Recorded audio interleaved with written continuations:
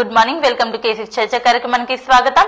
ద్విభాషా కవిగా పేరు పొందిన తొండాకూర్ రాజ్ కుమార్ ముదిరాజ్ గారు ఈయన రచించిన ఆంగ్ల కవిత్వంలో 20కి పైగా కవిత్వాలు అంతర్జాతీయ ఆంథాలజీ మరియు జాతీయ ఆంథాలజీలో ప్రచురించడం జరిగింది. 6వ తరగతి చదువుతున్నప్పటి నుండే రాజ్ కుమార్ ముదిరాజ్ గారు ఉపన్యాసాలు ఇవ్వడంలో ప్రఖ్యాతి. మరి వారి తెలుగు కవిత్వ జీవనం ఎలా ప్రారంభమైంది, ఆంగ్ల కవిగా ఎలా మారారు, విద్యార్థి దశలోనే అంతర్జాతీయ మరియు జాతీయ స్థాయిలో ప్రగతిని ఎలా సాధించారో వారిని అడిగి తెలుసుకుందాం. నమస్తే సార్. నమస్తే అండి సార్, మీ పరిచయం చెప్పండి. ప్రోగ్రామ్ ఇంటర్వ్యూ చూస్తున్న ప్రతి ఒక్క ప్రేక్షకులందరికీ నా హృదయపూర్వక నమస్కారం అండి. మీ పరిచయం చెప్పండి. నేను నిజామాబాద్ జిల్లా నందిపేట మండలం జీజీ నడుకుడ మారుమూల గ్రామానికి చెందిన వ్యక్తిని. నా పేరు టి రాజ్ కుమార్ ముదిరాజ్. మీ తల్లిదండ్రుల పేర్లు ఏంటి? మా నాన్నగారి పేరు రాజేశ్వర్ ముదిరాజ్, మా అమ్మగారి పేరు లక్ష్మి ముదిరాజ్. అంటే మీ స్కూల్స్ అంటే మీరు ఎక్కడ విద్యను కొనసాగించారు? నా ప్రైమరీ స్కూల్ వచ్చేసి ప్రబెల్ మోడల్ స్కూల్, ప్రస్తుతం అది ప్రబెల్ హై స్కూల్ గా పిలువబడుతుంది డొంకేశ్వర్ గ్రామంలో. హై స్కూల్ కూడా అక్కడే, జెడ్పీహెచ్ఎస్ డొంకేశ్వర్. ఇంటర్ విద్య తెలంగాణ మోడల్ స్కూల్ నందిపేటలో చేయడం జరిగింది. ప్రస్తుతం degree second year Giriraj government degree college లో చేయడం జరుగుతుంది. మీరు తెలుగు కవిత్వాలు రాయడం ఎలా ప్రారంభించారు? తెలుగు కవిత్వాలు అంటే చిన్నప్పటి నుండే మా నాన్నగారు ఇన్స్పిరేషనల్ బుక్స్ ని తేవడం, నాకు ఇవ్వడం జరిగింది. అవి చదువుతూ అందులో ఉన్న భావనలు మంచిగా అర్థం చేసుకుంటూ అవి మెల్లిమెల్లిగా కవిత్వాలు రాయడం ఒక అలవాటుగా ప్రారంభించడం జరిగింది. మీరు కవిత్వాలు అంటే వేటి గురించి రాస్తారు? ఎక్కువగా అంటే మానవత్వం గురించి, ప్రజల్లో చైతన్యం అనేటువంటిది కలగాలి. ఇంతగా డెవలప్ అవుతున్నా కూడా కొన్ని మిస్టేక్స్ అనేటువంటివి చేస్తా ఉన్నాం. సో వాటి మీద అవగాహన కల్పించడమే నా కవిత్వాలు. మీ తెలుగులో ఏది రాస్తారో ఒకసారి కవిత్వం చెప్పండి. జీవన విధానం గురించి, జీవన ప్రయాణం అని చెప్పేసి ఒకటి రాస్తాను. అది ఏంటంటే, ఇప్పుడు పక్షులలో ఐకమత్యం ఉంది, చీమల్లో ఐకమత్యం ఉంది, కానీ 84 లక్షల జీవరాశుల్లో వెల్లక్కిలా పడుకొని ఆకాశం వైపు చూస్తూ ఒక మస్తిష్కం అంటే ఆలోచించేటువంటిది ఒక మనుషులకు మాత్రమే ఇచ్చాడు దేవుడు. అయితే మనం మాత్రం అంత గొప్ప లక్షణాన్ని ఇచ్చి దాన్ని ఒక శాంతి లేకుండా గొడవలకు అలా ఎన్నో దారుణాలకు పాల్పడుతున్నాం. సో దాని గురించే ఈ కవిత్వం. జీవన ప్రయాణం పెదవులు పలికిన మాటలలో, దారులు చూపిన మార్గంలో, విధి ఆడిన వింత నాటకంలో, కులాలు నేర్పే కుళ్ళుల మధ్యలో, మతాలు రేపే మంటల మధ్యలో యుగాలు సాగిన ఈ జీవన ప్రయాణం.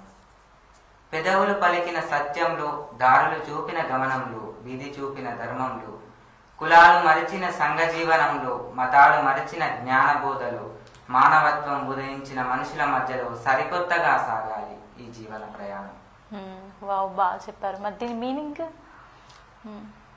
మీనింగ్ అంటే, ఇక్కడ పెదవులు ఏదో మాట్లాడేస్తున్నాం తెలియకుండా, తెలియకో ఆ మాటలు వింటూ, ఏ దారి పడితే అది మంచి చెడ చూడకుండా ఏ దారి పడితే ఆ దారిలో వెళ్తూ ఏదో విధి ఆడిస్తుంది అని చెప్పేసి చెప్తూ మనం ముందుకు సాగిపోయినాం ఇన్ని రోజులు.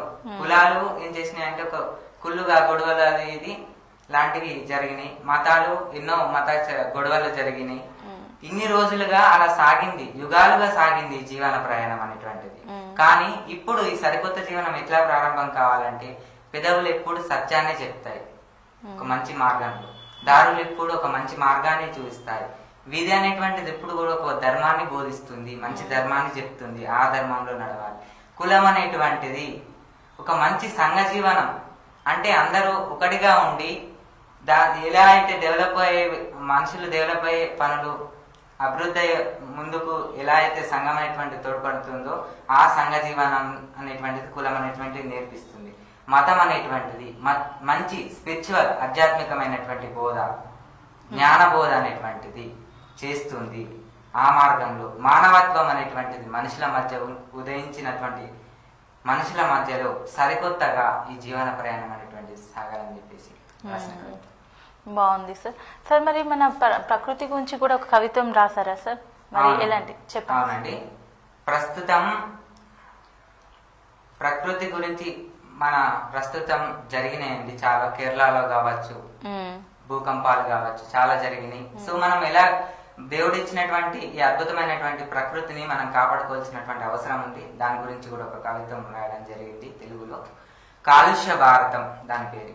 చెదిరిపోయిన చంద్రబింబము, తారలిచ్చే వెలుగు కాంతులు, కాలుష్యపు పొరలు కమ్మి ఢిలీన నిండిన కాలుష్యం గల్లీ గల్లీ చేరే ముందే, మేలుకోవోయి భారతీయుడా, కదలి రావోయి కాలుష్య పోరాట యోధుడా, కనుల మంటల గొంటు మంటల శ్వాసనాపే తీవ్ర వ్యాధుల, కన్న బిడ్డల సావు కేకల భూమి భారతి వినకముందే, మేలుకోవోయి భారతీయుడా, కదలి రావోయి కాలుష్య పోరాట యోధుడా, బోరున వానలు బగబగ ఎండలు, పెనుతుపానులు వాగు వరదలు, పక్షుల కిలకిలలు ప్రకృతి అందాలు, వాన వరదన చెదిరే ముందే, పరిశ్రమల పొగలు సెగలు ఊరువాడ నిండే ముందే, మేలుకోవోయి భారతీయుడ, కదలి రావోయి కాలుష్య పోరాట యోధుడు, వాహనాల రద్దీ పెరిగి పొగల సెగలు పెరిగి పుణ్య నదులన చెత్త పెరిగి కాలుష్య భారతం కాకముందే, మేలుకోవోయి భారతీయుడ, కదలి రావోయి కాలుష్య పోరాట యోధుడ అని రాయడం జరిగింది. చాలా బాగా రాశారంటే, చాలా బాగా అంటే చెప్పారు ఆ కవిత్వంలో కాలుష్యము ఎలా అవుతుందో అని చెప్పేసి చాలా వివరంగా ఎక్స్ప్లెయిన్ చేశారు. మరి సార్, మరి మీరు అంటే ఈ తెలుగు లాంగ్వేజ్ లో కూడా రాస్తారంటే ఆంగ్ల లాంగ్వేజ్ లో కూడా రాస్తారు కదా, ఆంగ్లంలో కూడా. మరి మీరు ఆంగ్ల కవిగా మారడానికి ముఖ్య కారణాలు ఏంటి? ఆంగ్ల కవిగా అంటే తెలుగులో ఇలా రాస్తూ ఉండగా ఇంటర్మీడియట్ విద్య తెలంగాణ మోడల్ కాలేజీలో జరగడం జరిగింది. అక్కడ ఇంటర్నేషనల్ పోయిట్ గా పిలువబడే చంద్రశేఖర్ పెండొంటి సార్ గారు పరిచయం అయ్యారు. ఇంగ్లీష్ పీజీటీగా నజిబిల్లో చేస్తున్నారు. వారు ఎన్నో కవిత్వాలు చేశారు. ఇంటర్నేషనల్ పోయిట్ గా కూడా వారు ఎదిగారు. ఈ పోయిటరీ, ఈ తెలుగు పద్యాలు విని ఇంగ్లీష్ లో మంచి భవిష్యత్తు ఉంది, మీరు ఇంగ్లీష్ లో కవిత్వాలు రాస్తే ఇంకా చాలా ముందుకు వెళ్తారు, చాలా ఇంకా చెప్పాలి ప్రజలకు చైతన్యవంతం చేయాలని చెప్పేసి వాళ్ళు చెప్పడం జరిగింది. అలా ఇంగ్లీష్ లో కూడా నేను రాయడం ప్రారంభించాను వారి ప్రోత్సాహంతో. అలాగే సఫీనా మేడం గారు కూడా పీజీటీ అక్కడనే చేస్తున్నారు ఇంగ్లీష్ గా. సో వారి ప్రోత్సాహం కూడా నాకు చాలా లభించిందని చెప్పుకోవాలి. మీ కవితలు ప్రచురణమైన పుస్తకాలను చెప్పండి సార్. కవిత్వాలు ఇంటర్నేషనల్ బుక్ వచ్చేసి బయోనెట్ బ్లిస్ అని, ఆ పుస్తకంలో. నేషనల్ వచ్చేసి scarlet Stella, voice from the society, Shah, spark from the infinity, infinity sky, ఇట్లాంటి పుస్తకాల్లో పోయమ్స్ ఉన్నాయండి, పబ్లిష్ అయ్యాయి. కాలంపై మీరు రాసిన కవితను ఒకటి చెప్పండి సార్. కాలంతో పరిగెట్టలేమని చెప్పేసి అందరు అనే మాటని, అది వాస్తవం కూడా. అయితే మరి అంత ముఖ్యమైనటువంటి కాలం మనకు ఏం నేర్పిస్తుంది, ఏం చెప్తుందనే వాటిపైనే ఈ కాలం పైన కవిత్వం. ఇంగ్లీష్ లో ఒకసారి చదివిన తర్వాత దాని గురించి ఎక్స్ప్లెయిన్ చేస్తాను. Invaluable time. I don't know what is meant by time, but I know time is a valuable word, relationships and experiences. I don't know what is the value of time, but I know time gives valuable messages, responsibilities and makes us sages. I don't know what does the time do, but I know time shows weakness, strength, sullenness and gives chance to immense. I don't know what does the lesson time teaches, but I know time teaches not to miss valuable percent, the lesson of success, and it is precious and invaluable. అంటే ఇక్కడ ఒక nothingness ను చూస్తూ రాసినటువంటి కవిత్వం. ఇందులో చాలా అర్థం ఉంది. సమయం అంటే ఏంటో నాకు తెలీదు, కానీ సమయం అంటే ఒక వాల్యుబుల్ వర్డ్, చాలా వాల్యుబుల్ అయినటువంటి వర్డ్. రిలేషన్షిప్స్, అనుభవాలు, ఎక్స్పీరియన్సెస్, రిలేషన్షిప్స్, బంధాలు మరియు అనుభవాలు. I don't know what is the value of time. అంటే సమయం విలువ నాకు తెలియదు, కానీ సమయం విలువ ఏంటో నాకు ఏం తెలిసిందంటే వాల్యుబుల్ మెసేజెస్ ని ఇస్తుంది సమయం అనేటువంటిది. బాధ్యతల్ని ఇస్తుంది. ఆ బాధ్యతల నుంచి మహర్షులుగా తీర్చిదిద్దుతుంది సమయం అనేటువంటిది. మళ్ళీ సమయం ఏం చేస్తుందో నాకు తెలియదు అంటూ మళ్ళీ చెప్పడం జరిగింది. ఏం చూస్తుందంటే మన వీక్నెస్ ఏంటి, మన స్ట్రెంగ్త్ ఏంటి, కొన్నిసార్లు మన మొండితనాన్ని చూపిస్తుంది సమయమే. మళ్ళీ మనం చేసిన తప్పుల్ని ఆ సమయమే ఇచ్చి ఎమైన్స్ చేసుకోవడం అంటే సరిదిద్దుకోవడానికి కూడా అవకాశం అనేటువంటిది సమయమే ఇస్తుంది. మరి సమయం అనేటువంటిది ఏం పాఠం నేర్పుతుందయ్యా అంటే వాల్యుబుల్ పర్సన్స్ అనేటువంటి వారు లైఫ్ లో ఉంటారు. సో వాళ్ళని మిస్ అవ్వకూడదు అని చెప్పేసి చెప్తుంది. సక్సెస్ గురించి చెప్తుంది. మళ్ళీ టైం అనేటువంటిది ప్రీషియస్ అండి, అండ్ ఇన్వాల్యుబుల్ అంటే చాలా వాల్యుబుల్ అనే అర్థం. అది సార్, మరి ఆడపిల్లలు పుట్టగానే చంపేవారి పైన కూడా కవిత రాస్తారని విన్నాను, మరి ఆ కవితను కూడా చెప్పండి. అవునండి, ఈ కవిత్వం నాకు చాలా ఈ కవిత్వం ముఖ్యంగా నాకు చాలా పేరును తెచ్చిపెట్టింది. అది వాస్తవం. అది అయితే ఈ కవిత్వంలో ఒక ఆడపిల్ల తల్లి గర్భంలోనే ఉన్నప్పుడు తన దేవుణ్ణి వేడుకుంటుంది. ఏమనంటే, నేను ఇప్పుడు పుట్టబోతున్నాను భగవంతుడా, దయచేసి నా మార్గాన్ని సమాధి వైపుకు నడిపించకు. నాకు తెలుసు నువ్వు చాలా ఇన్నోసెంట్ పర్సన్, కానీ ప్రజలు ఏం చేస్తారంటే నీ పైన కామెంట్ చేస్తారు. ఎందుకంటే వాళ్ళకు అబ్బాయి కావాలని చెప్పేసి నీకు ప్రార్థనలు చేస్తారు, నువ్వు అమ్మాయి ఇస్తున్నావు. మరి సరే, వాళ్ళు నీకు ఎన్నో పూలమాలలు నోములు మరి చేసిర్రు, అంతగా వేడుకున్నారు. సో నువ్వు అమ్మాయిని ఇస్తున్నావు, ఇప్పుడు వాళ్ళు నీ పైన కామెంట్ చేస్తారు ఖచ్చితంగా. అయితే వాళ్ళ లోపల ఎందుకు నువ్వు మార్చట్లేదు, మరి ఆ ఆలోచనని ఎందుకు మార్చట్లేదు, ఎందుకు దయని వాళ్ళలో వికసింపజేయట్లేదు?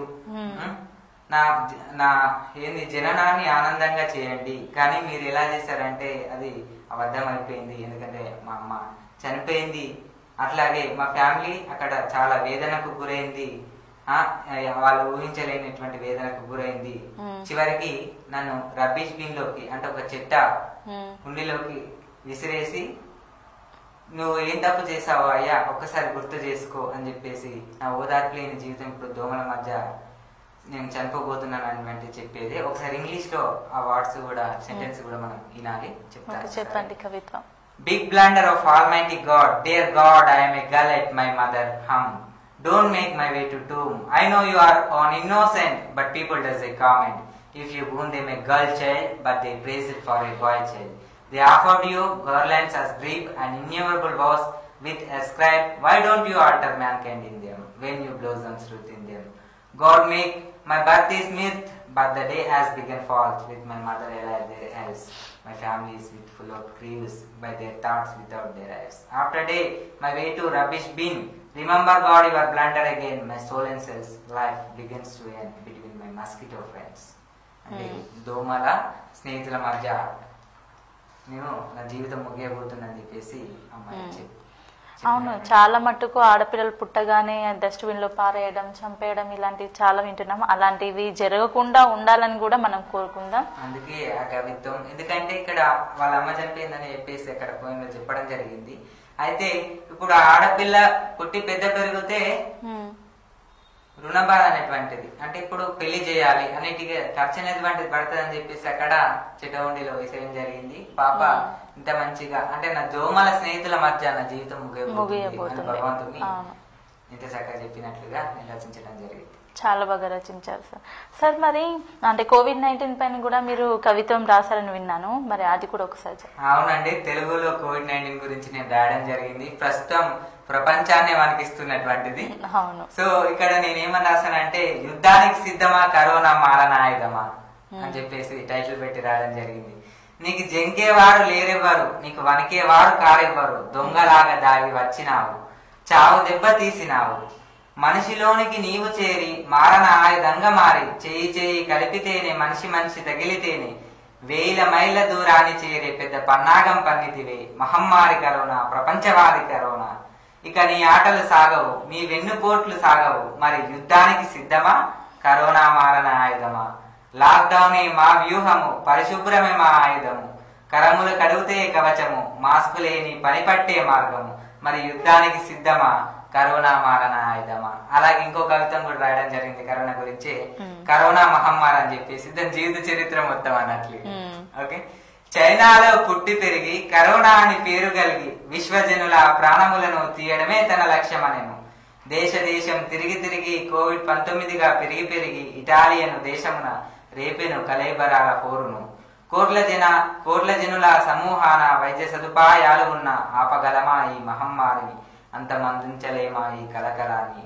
అమెరికాలో అడుగుపెట్టే అల్లకల్లోలము రేపే వ్యాక్సిన్ ప్రయోగమును బగ్గుమని ఉరుము చూశారు. భారతావనికి బాటలు వేసి అందరినీ బందీలు చేసి దగ్గులోన దాగి ఉండి తుమ్ములోన సాగుతుండే.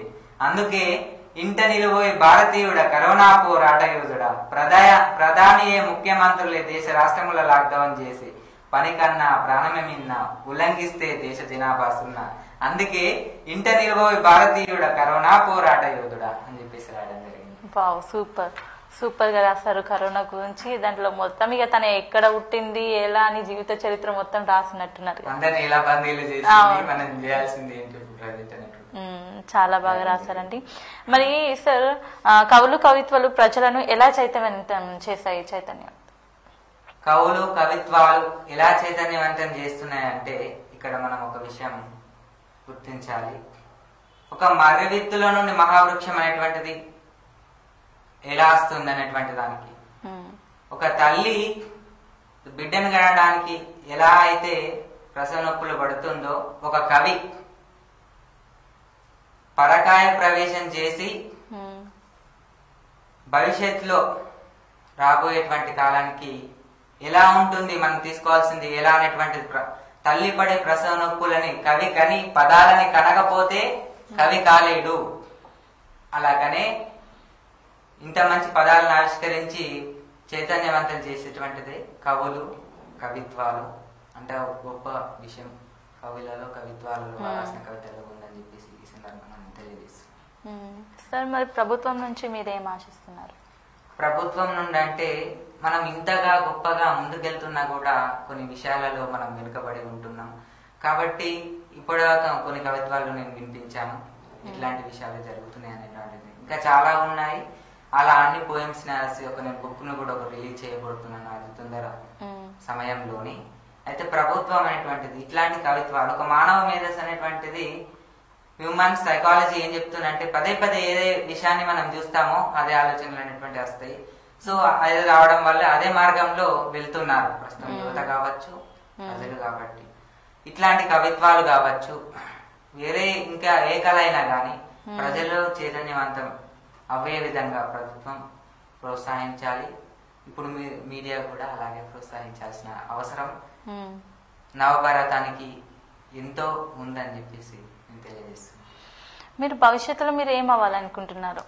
భవిష్యత్తులో ప్రజెంట్ కరోనా ఉందని కదా, ఖచ్చితంగా ఒక సైంటిస్ట్ కావాలని నేను కోరుకుంటున్నా ఖచ్చితంగా. ఎందుకంటే భవిష్యత్తులో ఇంకే వస్తుందో తెలియదు, అంత భయంగా మనం బ్రతుకుతున్నాం. సో ఒక సైంటిస్ట్ అయ్యి ఒక మంచిగా అందరికి ఉపయోగపడే విధంగా ఉండాలని, అట్లాగే ఒక మంచి కవిగా కూడా.